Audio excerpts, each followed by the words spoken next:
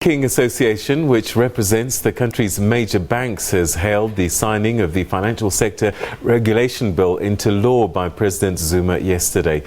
The new law, commonly known as the Twin Peaks, is aimed at further strengthening the regulation of the entire financial services sector in the country. The Financial Sector Regulation Act is aimed at creating a more resilient and stable financial system in the country. To achieve that, a dedicated prudential regulator will be established within the Reserve Bank.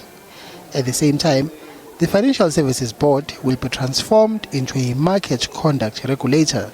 We're very happy, obviously, that the President has signed it into law. We've been through a comprehensive process with Treasury and with the Reserve Bank, and to an extent with the FSB in putting this bill together. We appeared before the Portfolio Committee, the Standing Committee in Parliament, and gave both written and verbal submissions. And we spent a lot of time on this because it is an important piece of legislation. It does keep us at the cutting edge of international best practice when it comes to the regulation of the financial sector. The new law is also aimed at strengthening consumer protection in the financial services sector.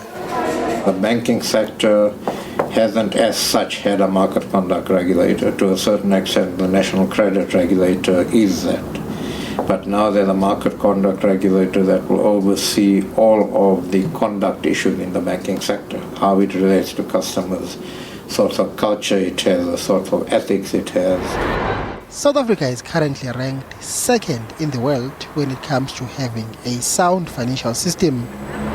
It's surpassed only by Canada. Mbongeni Muchwa, SABC News, Johannesburg.